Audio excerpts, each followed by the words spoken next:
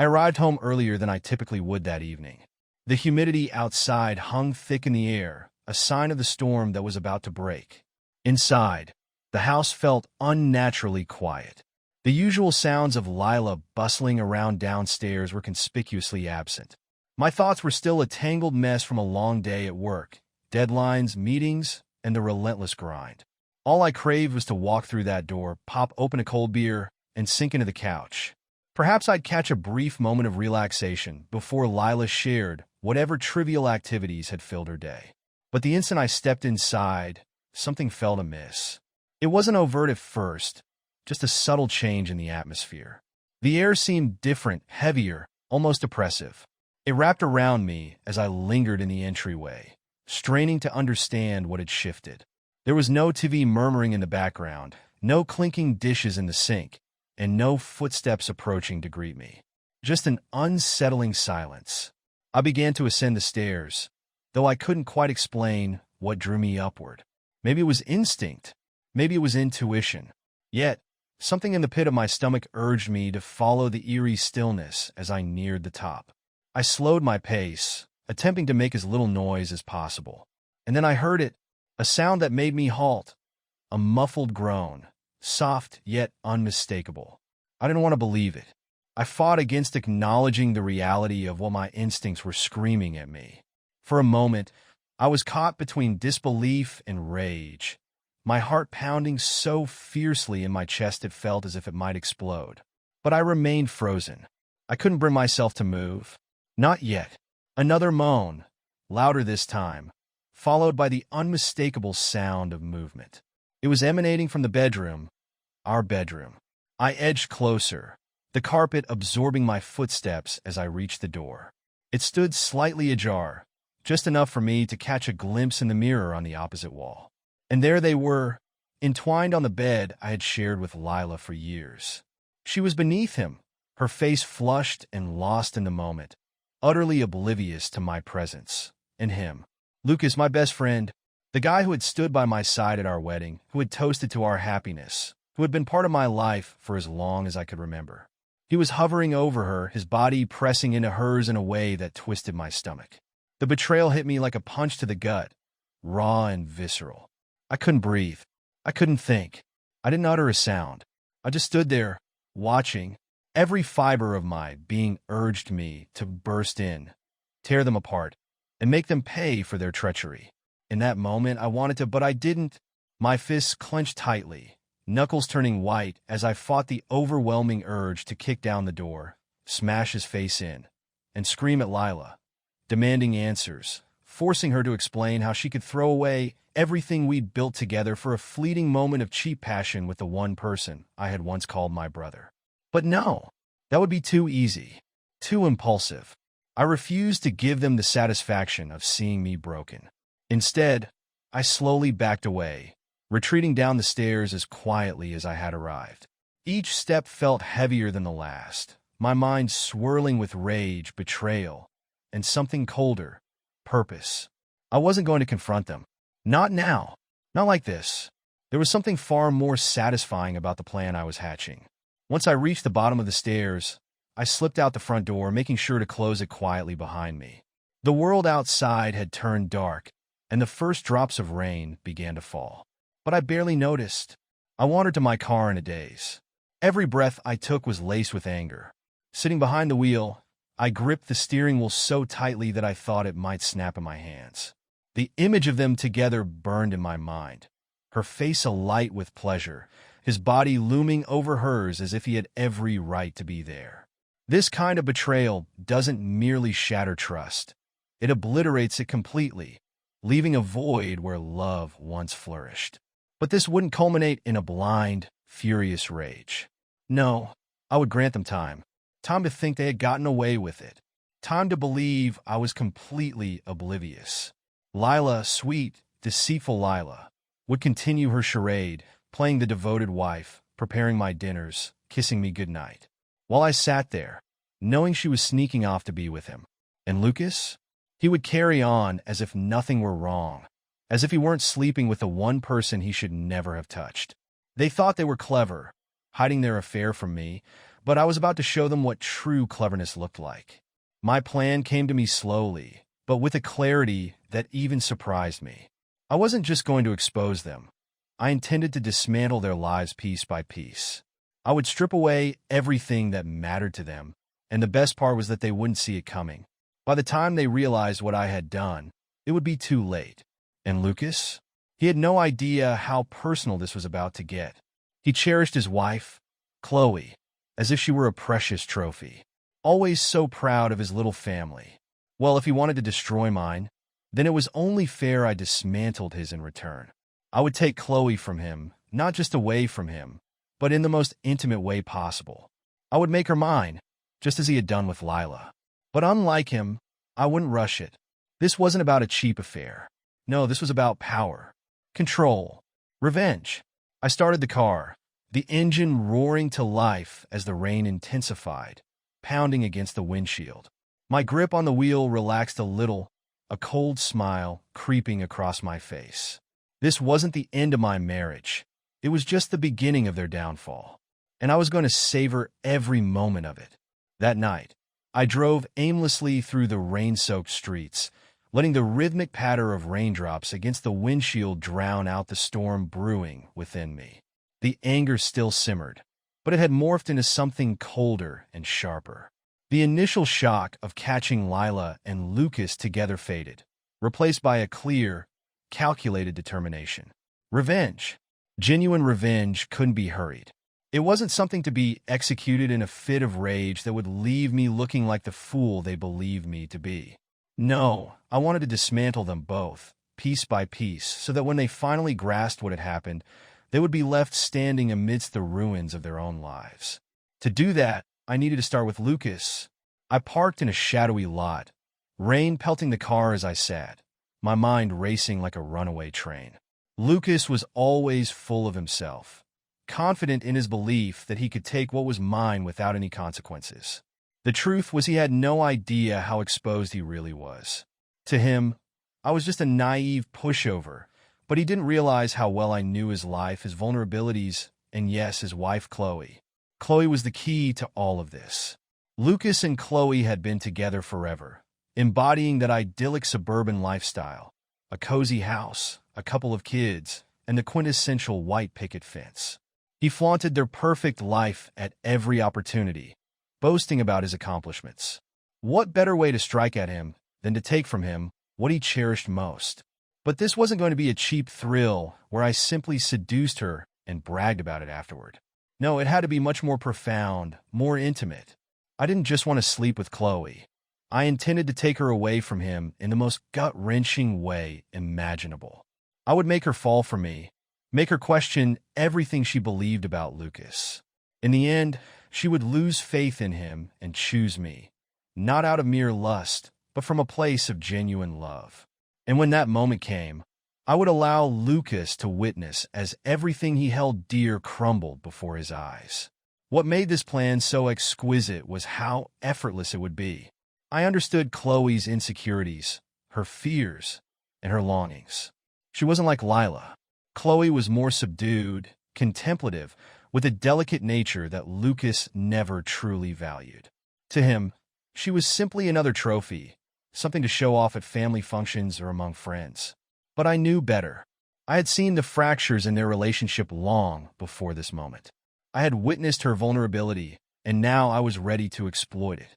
As I glanced at my phone, I pondered whether tonight was the night to make my first move. But no, patience was crucial. I couldn't come on too strong or act impulsively.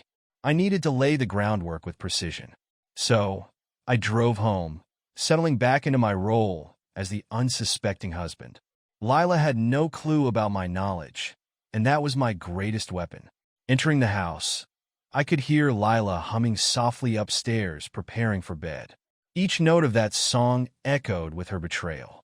I kept my expression neutral as I moved through the kitchen, grabbing a drink. She appeared downstairs, donning one of my old, worn t-shirts, the kind she always loved to sleep in. It used to be charming, but now it felt like a cruel joke. "You're home late," she remarked casually, filling a glass with water. The nonchalance in her tone sent chills down my spine, as if nothing had happened, as if she hadn't just betrayed me in our bed. The audacity was almost impressive. "Yeah," I replied, keeping my voice even. "Got caught up at work." She approached me, kissing my cheek, acting as if everything was perfectly normal. "I missed you today." I flashed her a cold smile, one that had become my mask. "I missed you too." The lies flowed from my lips effortlessly now, as if they were second nature. As she turned to head back upstairs, I watched her retreat, contemplating how long she thought she could maintain this charade. But I wasn't ready to confront her yet, not until my plan was fully in motion. She and Lucas believed they were secure, convinced they could carry on their affair in secret. Little did they know, the ground beneath them was already beginning to shift. The following day, I initiated my plan. I reached out to Chloe, framing it as a casual check-in, something any friend would do. We had known each other for years, so a little small talk wouldn't raise any alarms. I sent her a simple message, asking how she was doing and if she wanted to catch up. She replied almost instantly, likely relieved to find a distraction from whatever hollow excuse of a relationship she had left with Lucas. Within a few days, we set up a meeting for coffee. This wasn't unusual. Lucas and I were close, and the four of us had shared plenty of time together over the years. But this time was different. This was a calculated move. We met at a quiet cafe in town, the type of place where no one paid attention to who occupied which table. Chloe looked worn out, the weight of life pressing down on her. She smiled when she saw me, though it didn't reach her eyes. "Thanks for meeting me," I said, keeping my tone light and friendly. "It's been a while since we caught up." "Yeah, it has," she replied, her voice soft and a bit strained. "Things have been busy." I didn't need her to elaborate. I knew exactly what she meant. Lucas, the so-called perfect husband, was anything but. I encouraged her to talk, asking about the kids, her studio, all while observing her closely, taking note of every subtle change in her expression and every flicker of doubt that crossed her face. Then the conversation turned personal, and I felt I had her right where I wanted her. "I've been struggling with everything lately," she admitted, her gaze dropping to the table. "It feels like Lucas and I are drifting apart, like we're not connecting anymore." I leaned in slightly, keeping my voice low and filled with concern. "I'm sorry to hear that, Chloe. You deserve so much better." Her eyes met mine, searching for something, validation perhaps. I gave it to her, fully aware of what she craved. "You've always been such a good friend," she said, relief evident in her voice. "I don't know what I'd do without people like you." I smiled, warmth in my expression entirely feigned. "You're not alone. I'm always here if you need to talk." She smiled back, but it was a sad one, a smile belonging to someone beginning to realize that her perfect life wasn't so perfect after all. And that's exactly what I wanted, to sow the seeds of doubt in her mind, to make her question everything she thought she knew. That was my mission. As I left the cafe that afternoon, a surge of triumph washed over me. Everything was falling into place, one calculated move after another. Lucas was blissfully unaware that the woman he was betraying me with would soon be the very one who would cause him to lose everything. I walked back to my car, the rain drizzling softly, a fitting backdrop to the storm brewing inside me. This was just the beginning. The day after my meeting with Chloe, I felt an exhilarating thrill simmer beneath the calm facade I presented to the world. The slow burn of revenge had ignited, and I was fully committed now. Lucas remained blind to the trap tightening around him, while Chloe was starting to look at me as more than just her husband's friend. It was subtle, but that was the way I wanted it for now. She needed to trust me, to see me as someone who understood her in ways Lucas never could. Meanwhile, Lila continued to play her part, completely oblivious to the shifting tides. She still bombarded me with mundane texts during the day, insipid messages about grocery lists or weekend plans, while I was acutely aware of where her thoughts wandered when I wasn't around. She assumed I was oblivious, that I hadn't caught on to the twisted game she and Lucas were playing. But soon, she would discover how utterly mistaken she was. It was a Thursday evening, roughly a week after my coffee with Chloe, when I decided it was time to escalate my plan. I knew Lucas would be stuck at work late, entangled in a big project that he had mentioned. It served as the perfect cover for his extracurricular escapades. But tonight, it wasn't Lila I was focused on. It was Chloe. I made my way to their house, my excuse already solidified in my mind. I would drop by unannounced, playing the role of the concerned friend. Chloe had confided in me during our last conversation, expressing feelings of neglect. I knew she would welcome the visit, even appreciate the company. As I pulled up to their two-story home, the rain intensified, the streetlights casting a warm glow on the slick pavement. Through their living room window, I caught a glimpse of the flickering TV light, a cozy scene illuminated from behind the curtains. It felt almost too easy. I knocked on the door, ensuring my demeanor was casual and unhurried. A moment later, Chloe opened the door, surprise evident on her face. "Oh, hey!" she exclaimed, stepping aside to let me in. "I didn't expect to see you," she added, genuine surprise coloring her tone. I smiled nonchalantly, shaking off the rain from my jacket. "Yeah, I thought I'd drop by and check in. Just happened to be in the neighborhood." It was a complete fabrication. I hadn't been anywhere near their neighborhood. But the look in her eyes showed that she didn't mind. She seemed genuinely happy to see me, even if she didn't yet realize why. "Lucas is not home," she said, a hint of apology lacing her voice. "I know," I replied, my tone casual and relaxed. "I'm here for you." The words took her by surprise, and I noticed the flicker of uncertainty cross her features. Quickly, she masked it, offering me a smile as she led me into the living room.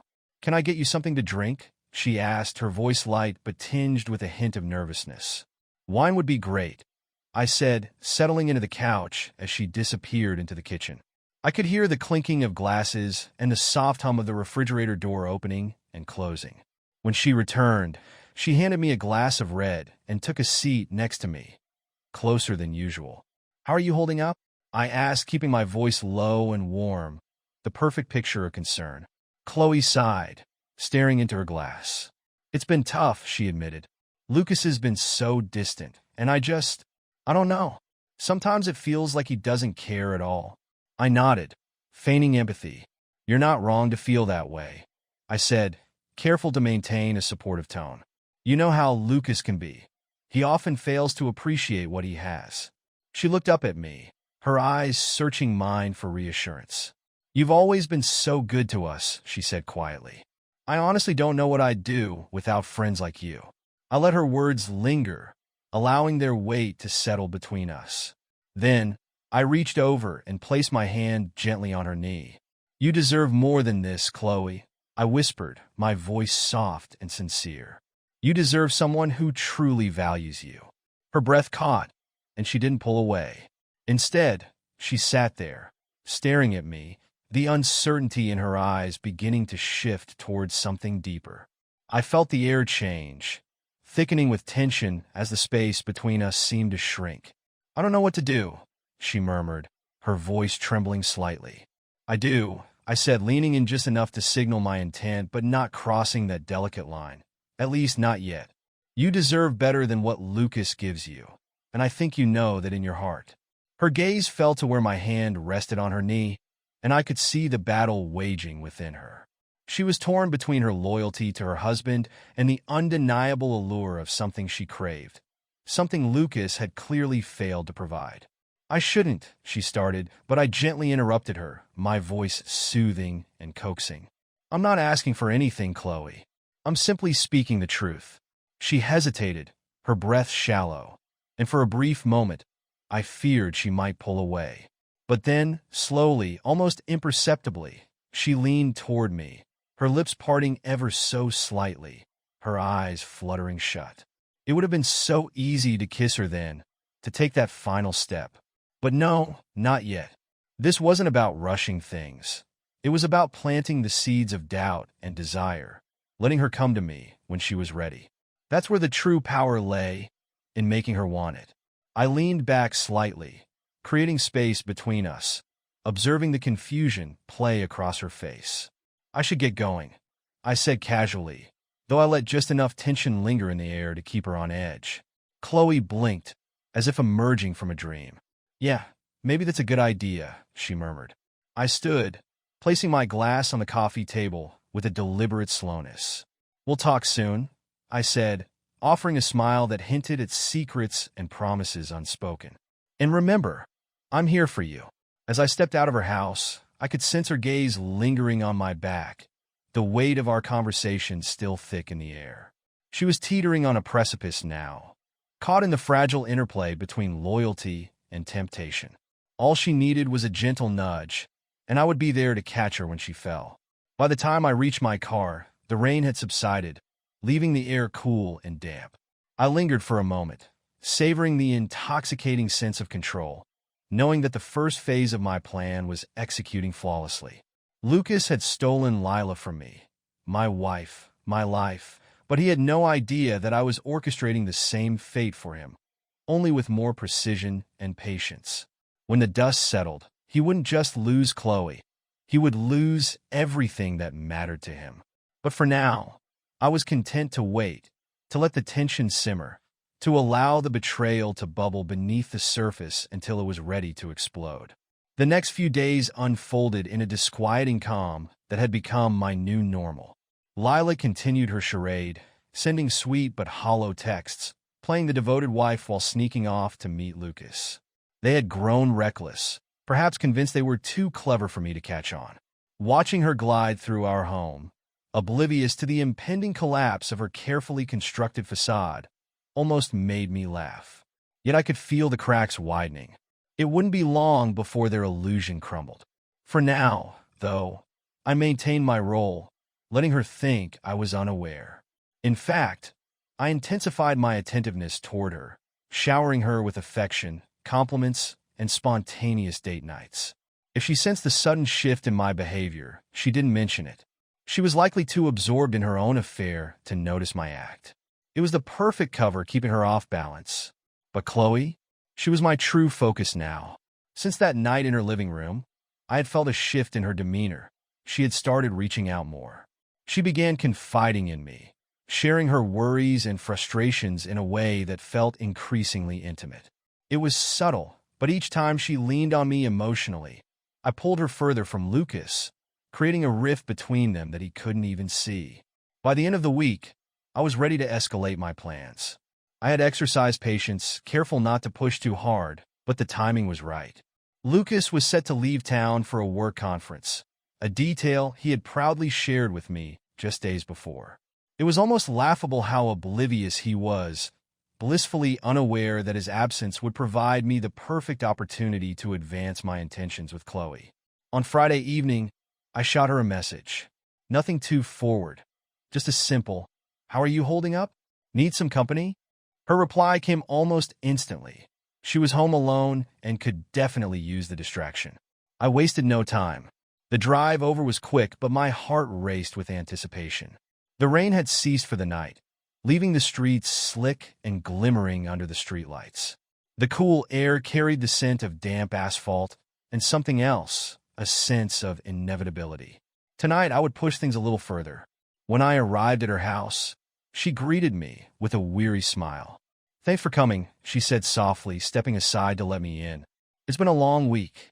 I could see the exhaustion etched on her face, the quiet sadness that seemed to weigh her down. Lucas's neglect had clearly taken its toll, and she looked like someone carrying a burden far too heavy. This was precisely what I had hoped for. "I'm always here when you need me," I replied, giving her the reassuring smile that had begun to feel like second nature. We settled into the living room, the lights dimmed, creating a cozy, intimate atmosphere. She poured us both a glass of wine, a casual gesture that felt electric in the stillness. I sat beside her on the couch, close enough for her to feel my presence, but not so close as to make her uncomfortable. Not yet. At first, we chatted about mundane topics, work, the kids, those little details that filled her daily life. But as the wine flowed and the evening deepened, the conversation began to shift. I could feel her walls crumbling, the vulnerability I had nurtured in her surfacing like a tide. I don't know how much longer I can pretend everything's fine," she confessed, her voice barely a whisper. "Lucas is never around, and when he is, it's like he's a ghost. I feel like I'm losing him, or maybe I've already lost him." Her words hung heavily in the air, thick with emotion. This was the moment I had been waiting for, the crack in her armor that I could slip through. I reached out, gently placing my hand over hers, my touch soft yet deliberate. "You haven't lost him, Chloe," I said quietly. "But maybe it's time to let go of something that isn't there anymore. You deserve more than being an afterthought in your own marriage." She looked up at me, her eyes wide and searching. "I don't know what to do," she whispered, her voice tinged with desperation. "I've tried everything to fix things. I just want to make it work. But I feel so alone," she whispered, her voice trembling. "You're not alone," I replied, my tone steady and reassuring. "I'm here. I've always been here." Then, without a second thought, she leaned in, her lips brushing against mine softly, tentatively, as if she were testing the waters of a connection she had never imagined. I kissed her back, savoring the moment just long enough before pulling away, my breath steady and calm, as if this was exactly how things were meant to unfold. Her eyes widened, shock flickering across her features. I shouldn't have done that," she stammered, instinctively pulling back and covering her mouth with her hand. "I'm sorry." I shook my head gently, my voice soothing. "Don't apologize. You did nothing wrong." Confusion and guilt battled behind her eyes, and I knew the storm raging within her.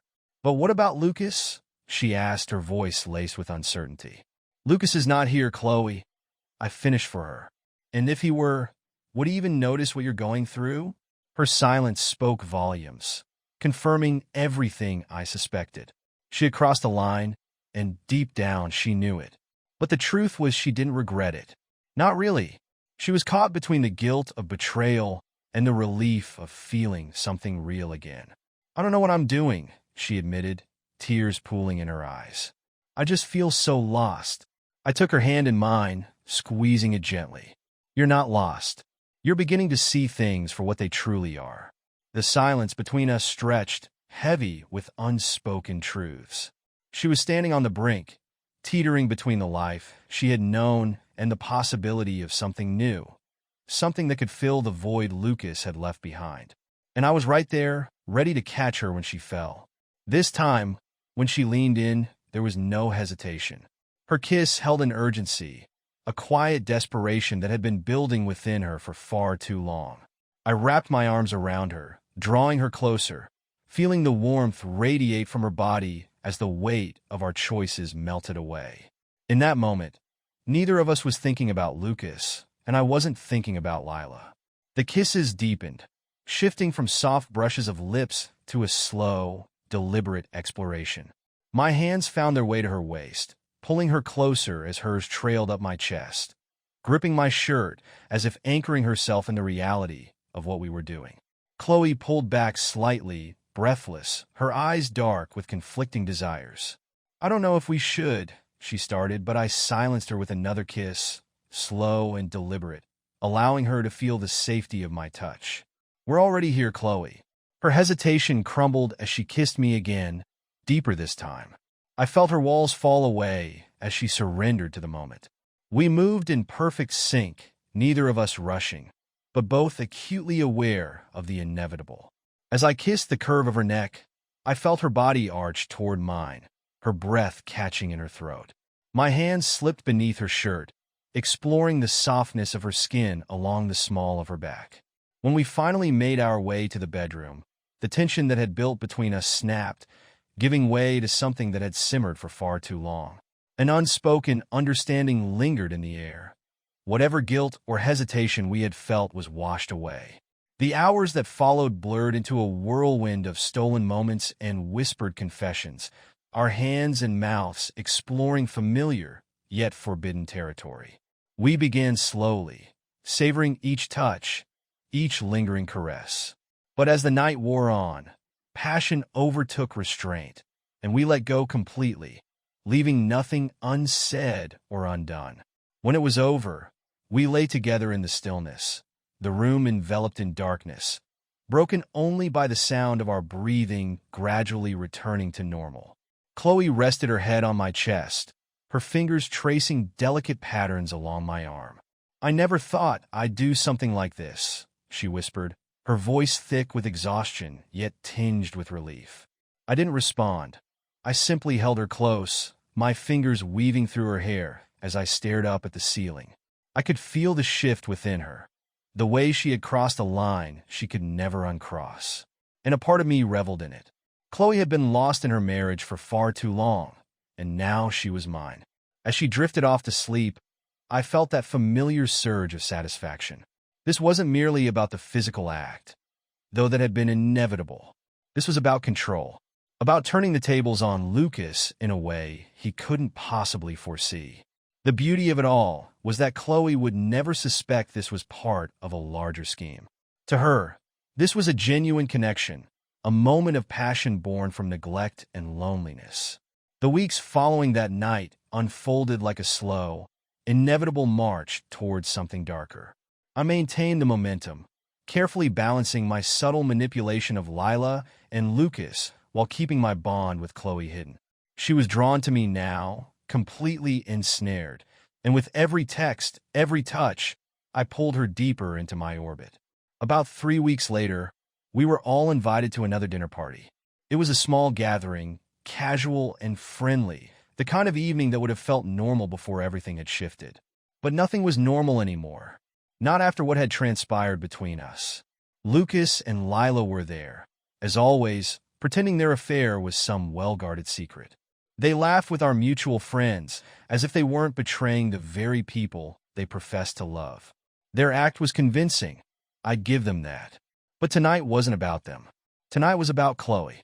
As we mingled, the atmosphere buzzed with idle chatter and the low hum of casual conversations. I kept close to Chloe, mindful of not raising any suspicions, but it wasn't long before she seized a chance to pull me aside. She gestured toward the kitchen, her face pale and her eyes wide, reflecting an emotion I couldn't quite decipher. Maybe fear, or something even more profound. Intrigued, I followed her as we slipped into the kitchen, escaping the others. As the door swung shut behind us, the laughter and chatter faded into the background. My hand shook slightly as she turned to face me, her eyes darting away, nervously twisting the hem of her sleeve. "What's going on?" I asked, keeping my voice low yet steady. There was something undeniably wrong, a palpable tension radiating from her. She inhaled deeply, her lips trembling as she finally met my gaze. I don't know how to say this," she whispered, her voice barely a murmur. "Just say it," I urged, stepping closer, my mind racing with possibilities. I could sense her anxiety escalating, her chest rising and falling as she struggled to steady herself. "I'm pregnant," she blurted, her words hanging in the air like a bomb that had just detonated. For a heartbeat, I was rendered speechless. My mind grappled with the shock, the impact of her revelation hitting me like a fist to the stomach. Pregnant. Chloe was pregnant. And it wasn't Lucas's child. I swallowed hard, trying to maintain my composure as a rush of thoughts swirled in my mind. This wasn't what I had anticipated. "Are you sure?" I asked, my voice low, my eyes scanning hers for any indication this was a false alarm. She nodded, biting her lip, tears pooling in her eyes. "I've taken all the tests. It's real." A long, tense silence followed as we both grappled with the implications of her statement. She was pregnant with my child, conceived during this tangled web of deceit. And Lucas, he had no clue that the woman he believed was his would soon carry a child that wasn't his. "What about Lucas?" I asked, carefully controlling my tone, though I could feel a knot tightening in my chest. "No," she whispered, shaking her head. "He doesn't know anything. I haven't told him yet. I don't want to hurt him. But he's been hurting you for years." I interjected, my voice laced with quiet intensity. "He deserves to know the truth, Chloe. You deserve to be free of him." Tears streamed down her cheeks as she shook her head. "I can't tell him. I can't. I don't know how he'll react." I stepped closer, placing my hands on her shoulders, compelling her to meet my gaze. "Listen to me. This is our opportunity, Chloe. He's not what you need anymore. You know that. He's been neglecting you, taking you for granted while you've been dealing with everything all on your own. But you're not alone now. You have me." She looked up at me, the weight of my words beginning to sink in. "I don't know if I can do this," she murmured, her voice trembling. You can, I replied firmly. You don't have to face this alone. You don't owe him anything anymore. She hesitated, biting her lip as the tears continued to fall, but I noticed a shift in her demeanor, a dawning realization that everything was changing, whether she was ready for it or not.